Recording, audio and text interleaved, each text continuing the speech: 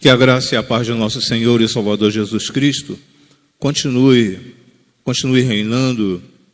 reinando em cada coração. Quero dar as boas-vindas a você que nos visita, que saiu lá do seu domicílio, saiu da sua casa, para estar juntamente conosco nesta noite, cultuando ao nosso Deus. Irmãos, eu quero confessar aos irmãos, que é algo que os irmãos já sabem perfeitamente, que não é fácil quando você é o segundo preletor em uma conferência. Porque quando você tem um tema e uma divisa, você fica ouvindo e fazendo as anotações. O irmão Gabriel falou sobre isso na semana passada, e eu estava prestando atenção no que o pastor Cláudio Augusto estava falando na parte da manhã, falando: Senhor, me dê condições de falar ao teu povo aquilo que tu queres que o teu povo ouça, Senhor Deus. Me ajude, tenha misericórdia de mim, e que eu possa estar fazendo e cumprindo a tua vontade e o teu querer. Eu estou colocando aqui porque o computador apagou e eu estou acertando ele aqui. Agora, você quando entrou por aquela porta, você recebeu não uma lembrança, mas você recebeu esse material aqui, né? Não sei se alguém não recebeu ou ficou por receber, mas grande parte dos irmãos receberam esse material. E quando eu peguei esses 3 suspiros aqui, perguntei de imediato à irmã: o que significa esse suspiro? O que significa? Eu não sei se todos tiveram a mesma curiosidade que eu. Eu, pelo menos, fiquei assim: suspiro? O que tem a ver com missões? Fiquei pensando. E aí quando você não sabe, a melhor coisa é perguntar, não é? Aí eu perguntei à irmã, ela falou: pastor, está escrito aí no papelzinho: Jesus deu o último suspiro por ti. Jesus deu o último suspiro por ti. Aí então que eu fui entender o porquê. Quando as pessoas têm um tema e uma divisa, elas não pegam assim aleatoriamente. Elas buscam orientação do Senhor Deus, e o Senhor Deus coloca no entendimento, no coração daquela pessoa, o porquê, o que Ele quer através deste tema, o que Ele espera para a sua igreja. E aí então, agradeço, louvo muito ao Senhor Deus pela criatividade dos irmãos, das irmãs, em fazer essa lembrança comestível, lembrança comestível, né? E eu confesso que dá vontade de guardar e não comer, dá vontade de guardar e não comer. Mas eu estava lembrando também, estava ali no banco, que antes do Senhor Jesus dar o último suspiro, Ele utilizou duas palavras, que lá no grego está assim, tetelestai, que quer dizer: está consumado. Está consumado. A missão que foi dada a Ele para Ele realizar, Ele realizou. Ele realizou. E realizou com uma maestria enorme, entregando a sua própria vida por alguém que não merecia, que somos nós. Dificilmente você compra algum material estragado. Você sabe que está estragado e compra. Dificilmente. A não ser quem trabalha com reciclagem, mas não se recicla. Obrigado. Ser humano não se recicla. Mas entregar a própria vida por algo que não merecia foi um amor muito grande. Muito grande. E nesta noite vamos continuar falando sobre este assunto que foi iniciado, que foi dado na parte da manhã. O texto já vai aparecer ali, que é Marcos, capítulo 16, versículo 15, versículo 16, que pela versão por onde eu tirei, diz assim, ó, disse-lhes, ide por todo o mundo, pregai o evangelho a toda criatura. Quem crer e for batizado será salvo, mas quem não crer será condenado. Vamos orar mais uma vez? Pai, nós queremos te render graças por tudo quanto tens feito em nossas vidas. Muito obrigado pela tua infinita misericórdia, ó Senhor Deus. Te rendemos graças, ó Senhor Deus, porque recebemos de tuas mãos coisas que jamais poderíamos imaginar, ó Senhor Deus. Muito obrigado, ó Senhor Deus, porque às vezes somos surpreendidos pelo teu imenso amor em nossas vidas. Por mais que sejamos fiéis em todos os sentidos, ó Senhor Deus, por mais que estejamos na tua casa, por mais que leiamos a tua palavra, mas nós somos pecadores, ó Senhor Deus, mas pecadores lavados pelo sangue de Jesus, e tornamos-nos teus filhos, ó Senhor Deus. Por isso somos alvo do teu imenso amor. Reconhecemos que não merecemos nada disto que tens colocado em nossas vidas, mas é pelo teu imenso amor, ó Senhor Deus, que nós recebemos. E te agradecemos em um nome e por amor de Cristo Jesus. Amém e amém, Senhor. Amém, Senhor. Querido, o tema que foi proposto pelo propósito de evangelismo e o ministério de oração foi aquele ali. O ide de Jesus não é um chamado, é uma ordem. O ide de Jesus não é um chamado, é uma ordem. E antes de entrar diretamente neste versículo de número 15, que diz, e disse-lhes, ide por todo o mundo e pregai o evangelho a toda criatura.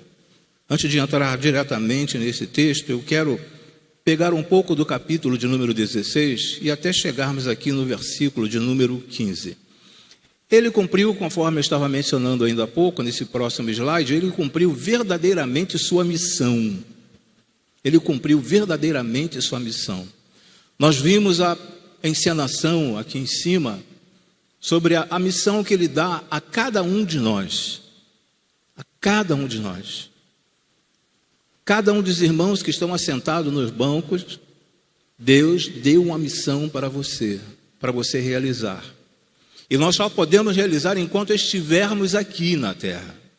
Depois que nós fecharmos os olhos aqui na terra, nós não teremos mais condições de realizar esta missão que foi nos dada.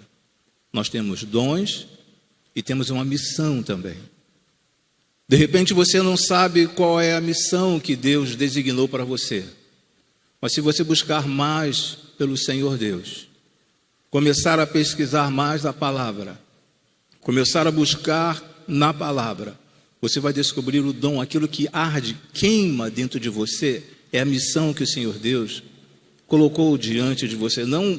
Não é o último, vamos colocar assim, o último escalão dentro da igreja, se é que existe o último escalão dentro da igreja, mas não importa o que quer que o Senhor mande você fazer, eu já estava pronto. Cadê a irmã? Eu já estava pronto para subir aqui no púlpito para auxiliar a irmã. Naquela situação que a irmã foi para trás da bateria, eu já estava pronto para subir, para socorrer a irmã. Eu não sei quantos observaram, mas eu já estava pronto para subir. Eu já vim em socorro da irmã. Entendeu? Não estou dizendo que essa seja a minha missão, mas né? Essa missão é para as pessoas que salva a vida, né? Salva a vida da vida, né? Para eles, mas eu já estava pronto para vir aqui e ajudar a irmã. Então o Senhor Deus ele tem colocado para cada um de nós algo para ser feito. Eu não posso ficar e achar que o meu propósito, a minha missão é ficar sentado no banco. E aqui nós podemos ver que Jesus cumpriu verdadeiramente a sua missão. Nesse outro slide, acompanhando ali, contudo, esta missão não chegou ao ponto final. A missão de Jesus não chegou ao ponto final. Ela continua através da vida e do testemunho e na obediência do seu mandado. Não chegou ao ponto final. ela continua. É igual o livro de Atos. Atos dos Apóstolos não se encerra no último capítulo. Nós somos a continuidade do livro de Atos. Nós estamos dando continuidade ao livro de Atos. E essa missão do Senhor Jesus não se encerrou, não acabou ali. Nós estamos dando continuidade, porque ele veio, nós vamos falar um pouco mais adiante, ele, através de um versículo bíblico mesmo, no Evangelho de Marcos, qual era a missão principal dele? Qual era a missão principal dele? A melhor notícia foi a notícia que o túmulo estava vazio. Foi a melhor notícia. Porque havia uma dúvida muito grande, mesmo dentro do povo judeu, quanto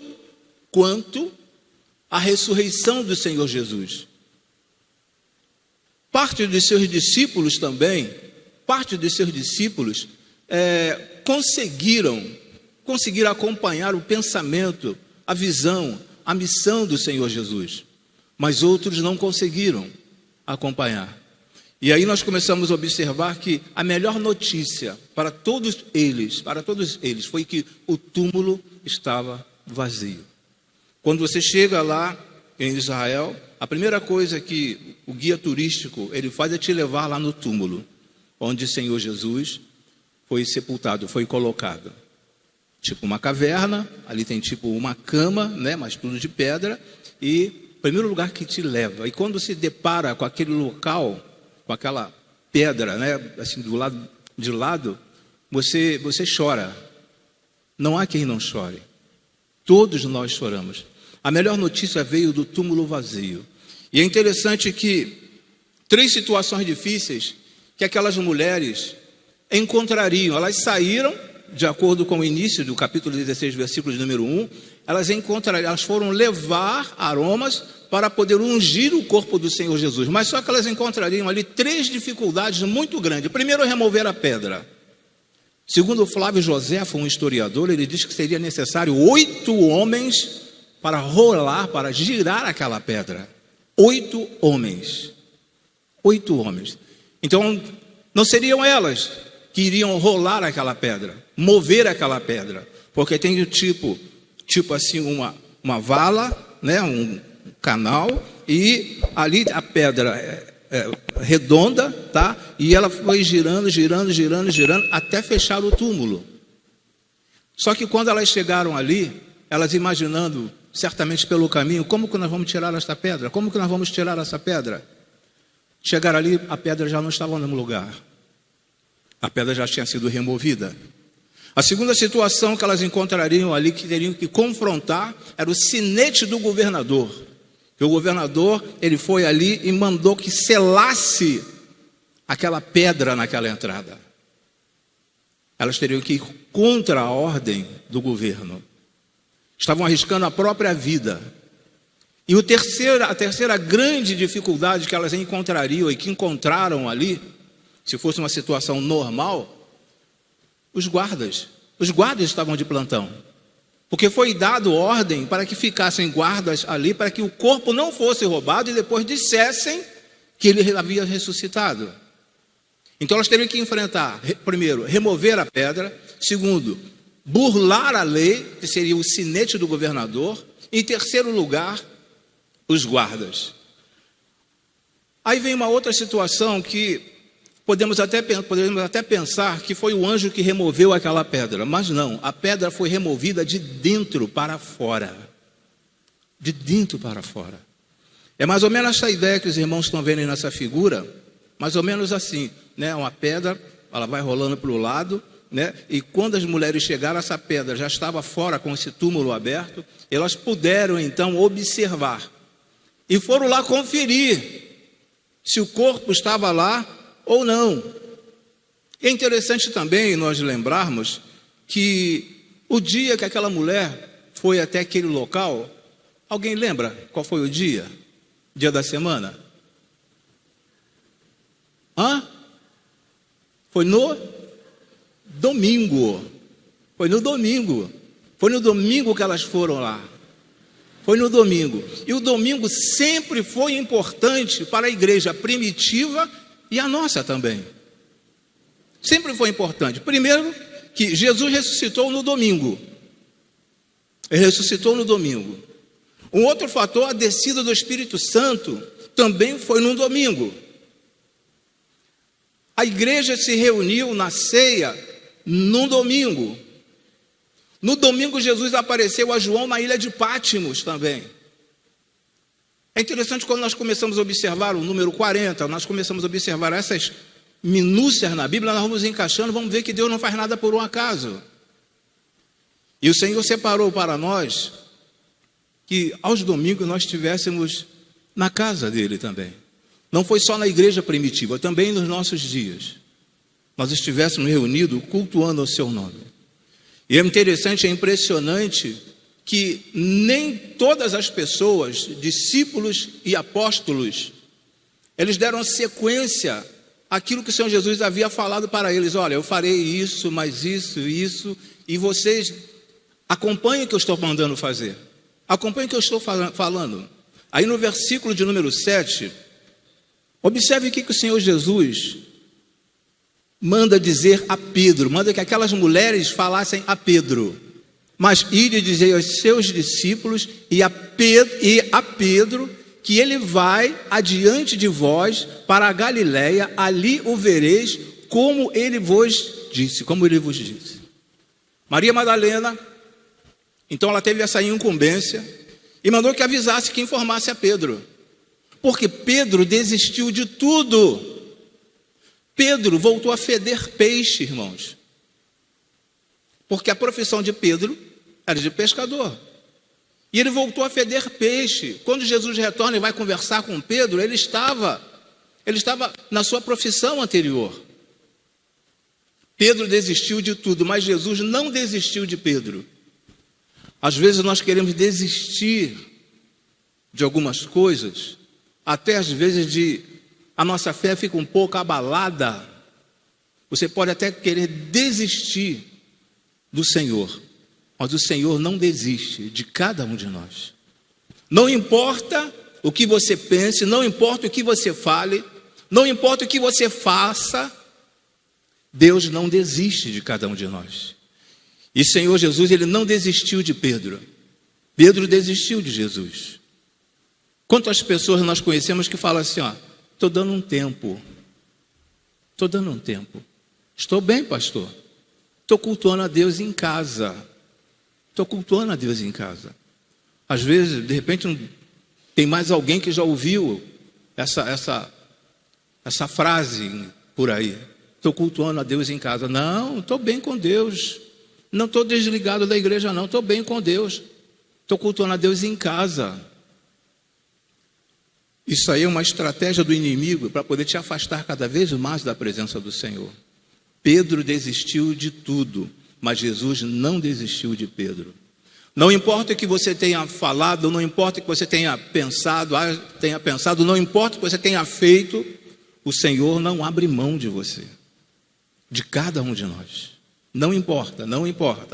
Não precisamos temer o futuro, conforme nós lemos no versículo de número 7, deixa eu ler aqui pela minha Bíblia, mas ide dizer a seus discípulos e a Pedro que ele vai adiante de vós para a Galiléia. Então não precisamos temer o futuro, porque ele vai adiante de nós. Você às vezes está pensando só até o portão da igreja. O Senhor já está indo lá na tua casa. Ele vai adiante de nós. Você às vezes está pensando somente aqui no presente, mas o Senhor Deus pensa a anos-luz à nossa frente, muito à nossa frente. Então, não precisamos temer o futuro, ele vai adiante de nós. Às vezes nós perguntamos, antigamente, agora não, agora ficou assim um pouco mais difícil ouvir essa expressão. De perguntarmos a algum adolescente ou algum jovem, e aí? Em relação à vida profissional, o que você pensa? Os adolescentes fazem assim, vou ver, né? Vou estudar, vamos ver. Hoje em dia não, hoje em dia os adolescentes e os jovens já são mais objetivos, já tem algo determinado. Eu quero isto na minha vida. Já são determinados. E de repente até mesmo um junior já tem uma determinação na vida. mas vai depender muito dos pais. Então não precisamos temer o futuro, porque ele vai adiante de nós. Não tema o dia de amanhã, irmãos, porque o Senhor já sabe que poderá nos acontecer, ocorrer no dia de amanhã, e de repente Ele já está nos livrando de um perigo amanhã.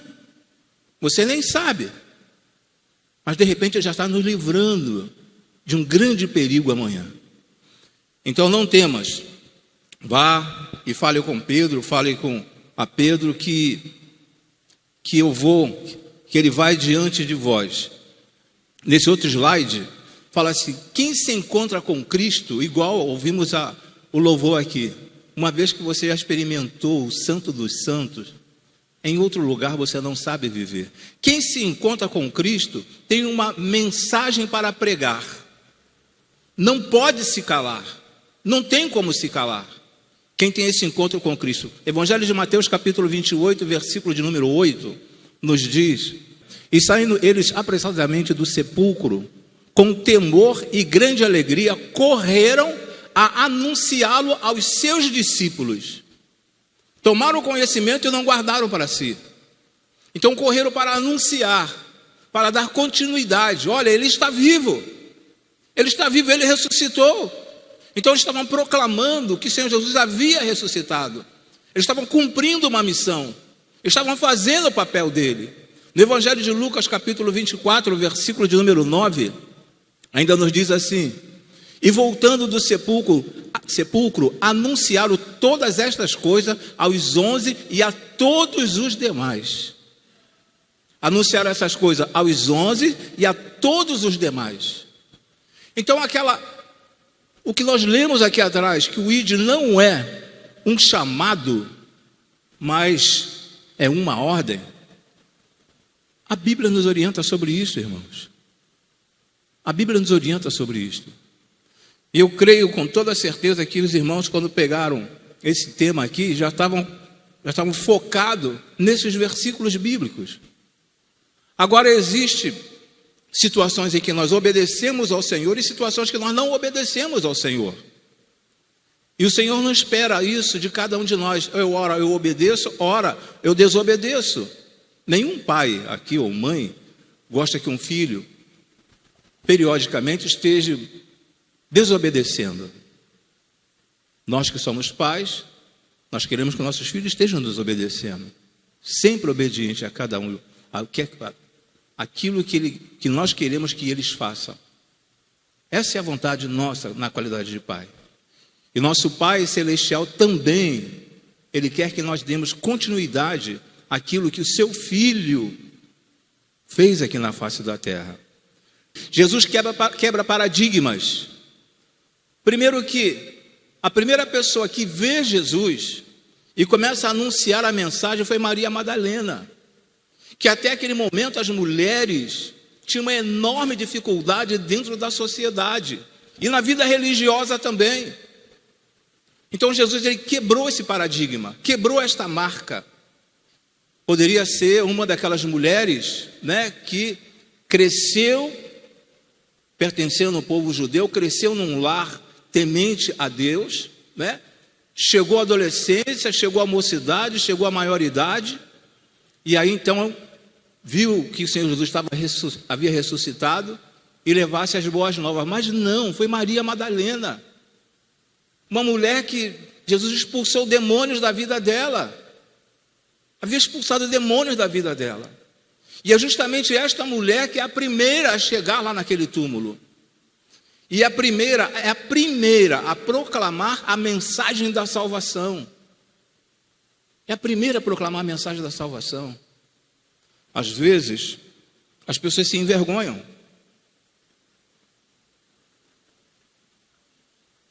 Sentem vergonha de alguma coisa que tenham feito, sente vergonha e desiste, para pelo meio do caminho. Mas olha só essa mulher aqui. Jesus expulsou o demônio desta mulher. E agora essa mulher vai levar aromas para passar no corpo de Jesus, já morto. Foi lá com esta intenção. E ela tem é surpreendida por esta maravilha aqui. Ele não estava mais naquele local. Havia um anjo A Bíblia fala um mancebo, um jovem, assentado, e fala assim: olha, ele não está mais aqui. A quem procuras? Ele não está mais aqui. E fala justamente para essa mulher. Então eu quero dizer e falar aos irmãos que, independentemente do que nós tenhamos feito, Jesus quer nos usar. Jesus quer usar você. Senhor, eu quero ser usado por ti.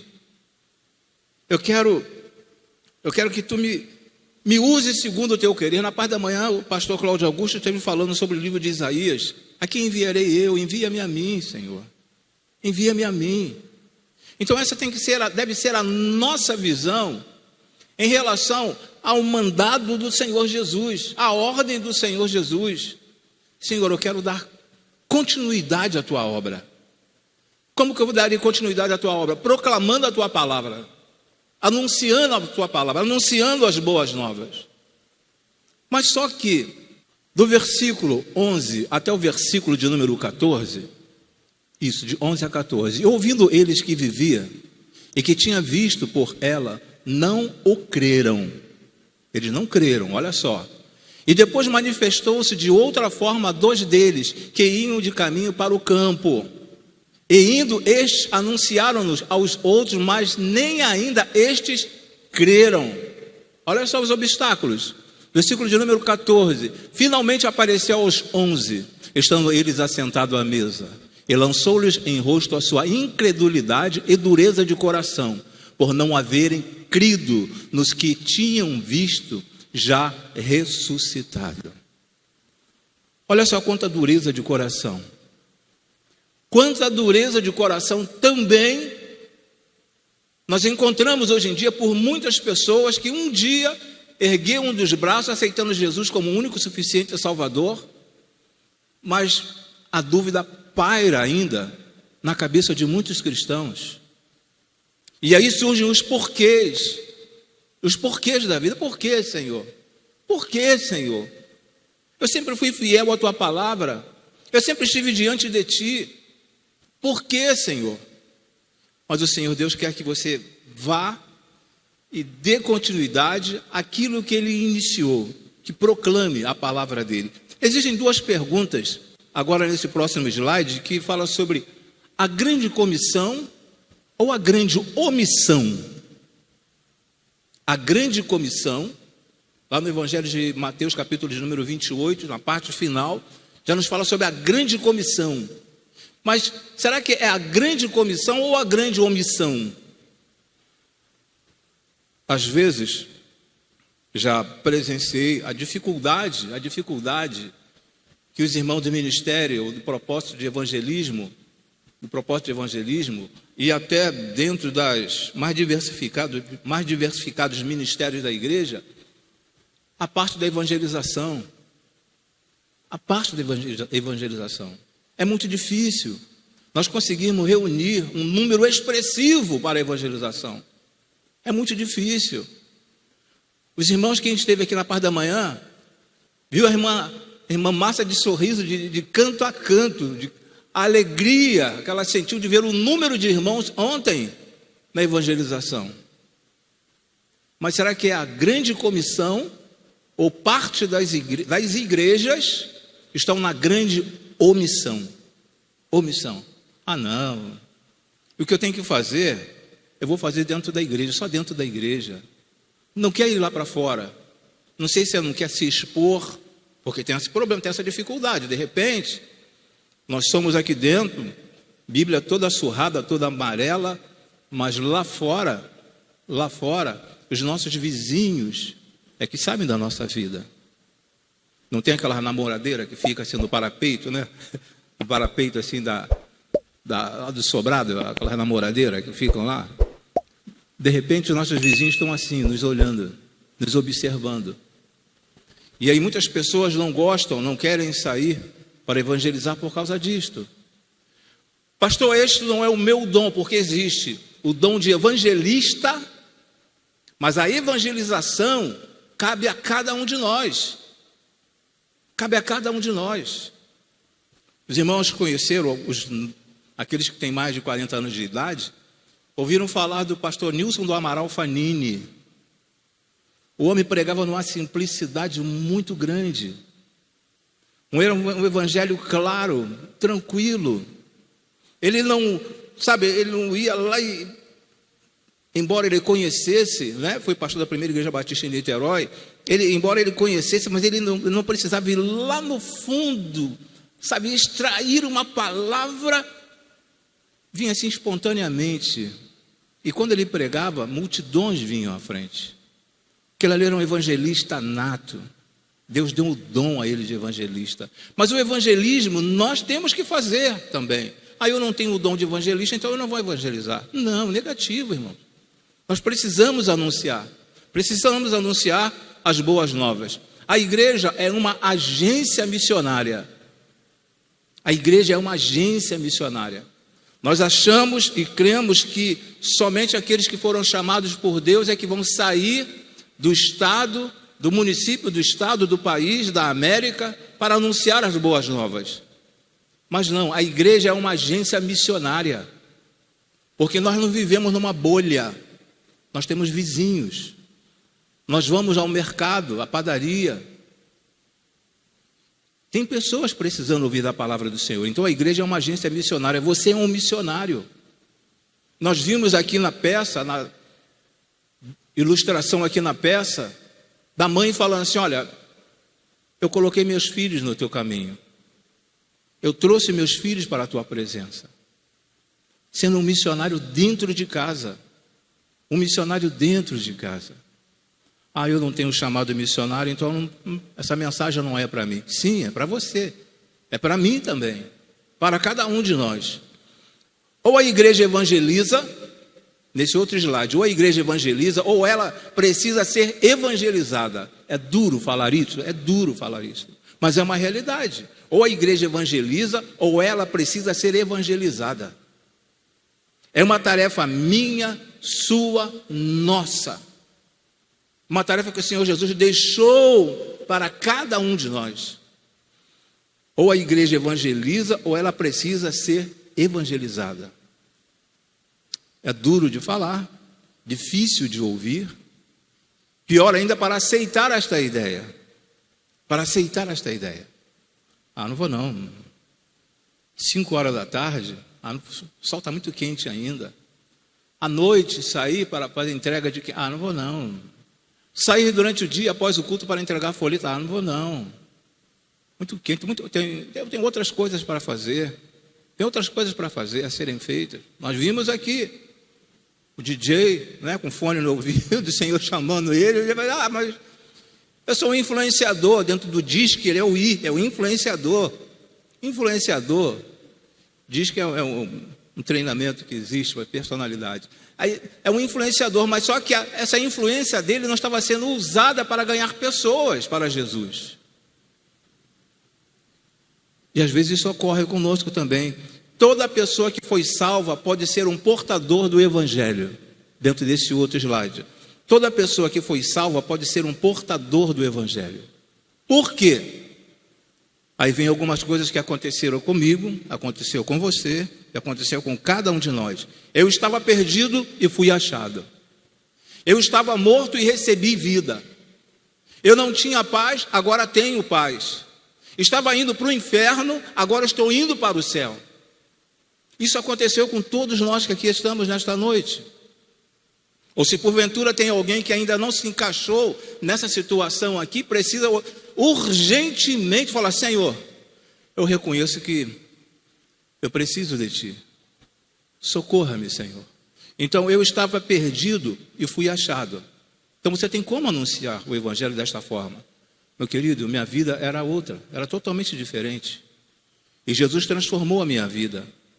Eu estava morto, a Bíblia diz que eu estava morto, mas eu recebi vida. As pessoas vão questionar: como morto se você está caminhando pela rua? Morto espiritualmente. Quantos mortos espirituais estão andando aí pelas ruas? E cabe a cada um de nós cumprirmos este ídolo do Senhor Jesus, estar anunciando essa palavra maravilhosa, essa palavra que transforma, essa palavra que nos traz paz e traz paz às pessoas, essa palavra que tira a pessoa que está a caminho, a passos largos para o inferno, e traz essas pessoas para o céu. Mas isso não depende mais de Deus, não depende mais de Jesus, não depende do Espírito Santo.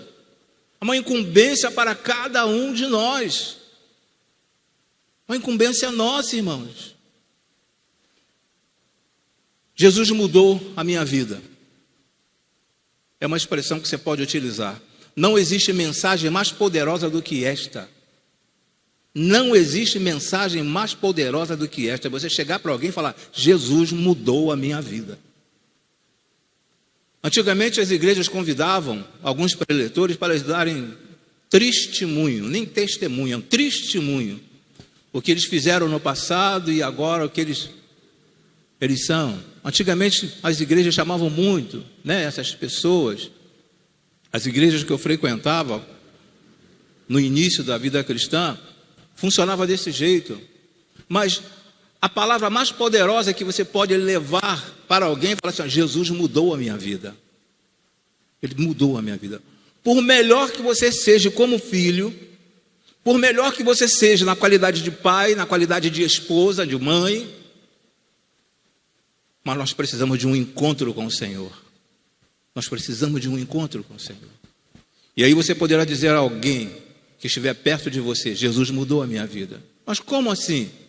Mudou a minha vida porque eu estava morto espiritualmente, Ele me deu vida. Eu estava perdido e fui encontrado por Ele. Eu estava a caminhos largos para o inferno e Ele me trouxe para o caminho para os céus. Então Jesus mudou a minha vida. Não existe mensagem mais poderosa do que esta.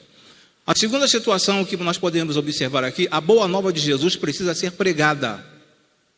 A boa nova de Jesus precisa ser pregada. Marcos é o menor dos evangelhos, só tem 16 capítulos. É o menor dos evangelhos. E ele usa essa palavra aqui, pregar, esse verbo aqui, pregar, 14 vezes, mais do que os outros evangelhos. Os outros 3 evangelhos. Por 14 vezes ele utiliza o verbo pregar. Então olha a visão deste homem, que o Senhor Jesus colocou para aquele homem.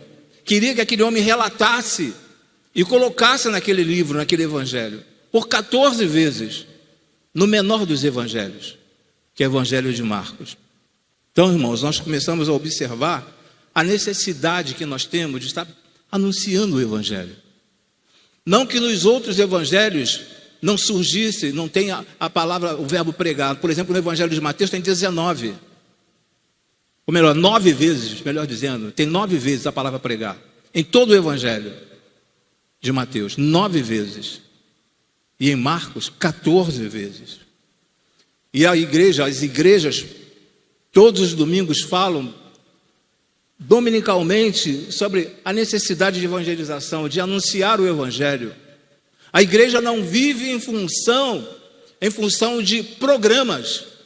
A igreja não pode viver em função de programas. A igreja tem que viver em função da evangelização. E tudo quanto nós viemos a fazer tem que ser para ganharmos pessoas, tem que ser um atrativo para ganhar pessoas para Jesus. Nós não vira um clube, irmãos. Se não vira um clube.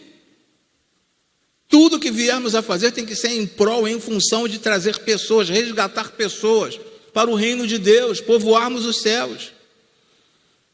Marcos capítulo 1, versículo número 38, define a vinda, esse dele aqui deveria ser o D com letra maiúscula, a letra E com a letra maiúscula. E ele lhes disse: vamos às aldeias vizinhas, para que eu ali, Jesus falando, para que eu ali também pregue, porque para isso eu vim. Ele define aqui, no Evangelho de Marcos, capítulo 1, versículo número 38, a missão dele, aí deve estar definida: para isso eu vim. Para isso eu vim. Os milagres que o Senhor Jesus realizou, todos os milagres realizados foi em prol de trazer pessoas para o reino. Não vou fazer um milagre para mostrar que eu sou Jesus, o Filho de Deus. E acabou. Não. Havia um propósito em todos os milagres. E aqui em Marcos capítulo 1, versículo número 38, nos mostra o porquê da vinda dele. Para isso eu vim. Define a vida dele. Nunca, nesse outro slide nos diz, nunca ninguém vai ser a mesma pessoa depois de escutar o Evangelho. Depois que você escuta o Evangelho, você escutar o Evangelho, e permitir que este evangelho entre na sua vida, você nunca mais vai ser a mesma pessoa. Nunca ninguém vai ser a mesma pessoa depois de escutar o evangelho.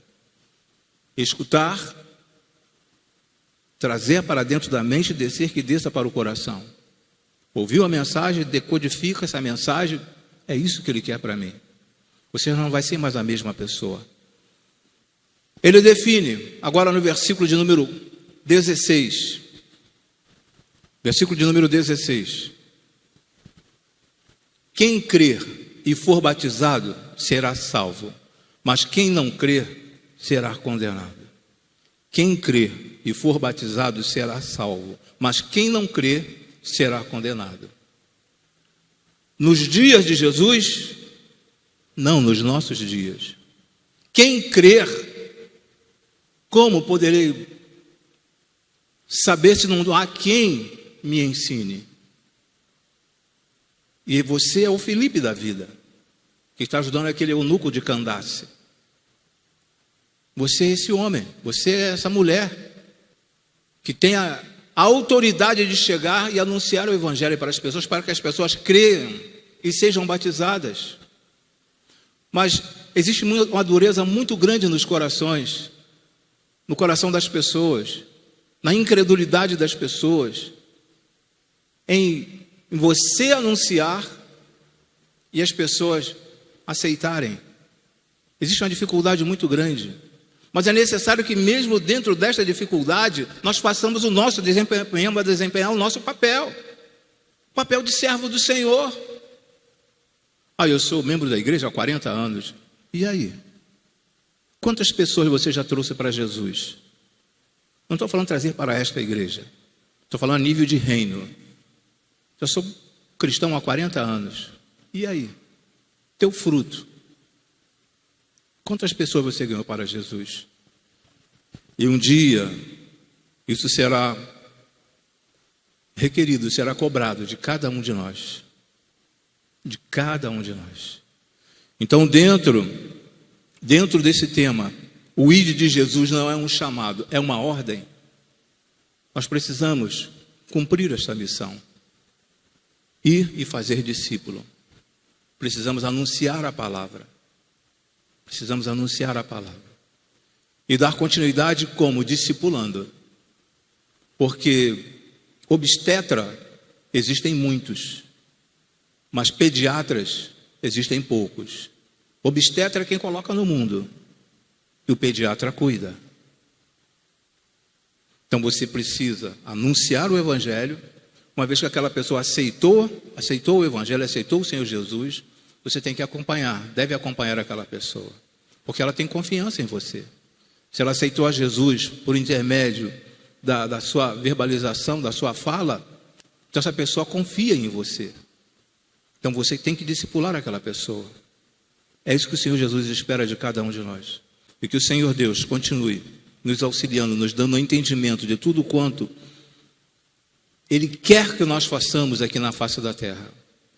Que sejamos essa pessoa que está dando a continuação, vamos dar continuidade ao livro de Atos. Vamos dar continuidade ao livro de Atos. Vamos dar prosseguimento nessa missão do Senhor Jesus. Não finalizou com Jesus. Eu faço parte da história também. Eu quero fazer parte da história também. Eu quero fazer a minha parte. E aí sim, nós estaremos povoando o céu. Povoando o céu. Ganhando aqueles amigos, parentes, familiares para o Senhor Jesus. Amém, irmãos? Vamos orar encerrando. E após a oração, hoje eu fui lembrado que é o quarto domingo, é o culto das respostas. Mas vamos orar primeiro. Pai, em nome e por amor de Cristo Jesus, de repente, se existe alguém aqui no nosso meio, ó Senhor Deus, que ainda não tomou uma decisão de te servir, ó Senhor Deus, de ser teu servo, ser teu filho, ó Deus, que nesta noite tua palavra foi anunciada mais uma vez, ó Senhor Deus, que não haja dureza neste coração, ó, nestes corações, ó Senhor Deus, que essas pessoas possam dizer: eu aceito a Jesus como meu único e suficiente Salvador. Eu quero que Ele mude a minha vida, eu quero que Ele mude a história da minha vida. E também aqueles que encontram-se afastados, ó Senhor Deus, que hoje seja a noite, essa pessoa fala assim, eu quero retornar para o caminho. Aqueles 2 jovens estavam a caminho de Emaús, para um lugar difícil, saíram de um lugar ótimo, estavam indo para um lugar difícil, e de repente, Senhor, no nosso meio temos pessoas que estão indo na posição errada, na direção errada, ó Senhor Deus. Que a Tua palavra nesta noite, através também dos louvores, das orações, ó Senhor Deus, da encenação, faça com que essas pessoas retornem para o Teu caminho, ó Senhor Deus. Muito obrigado por tudo. Nós te agradecemos e te suplicamos em o nome e por amor de Cristo Jesus. Amém e amém, Senhor.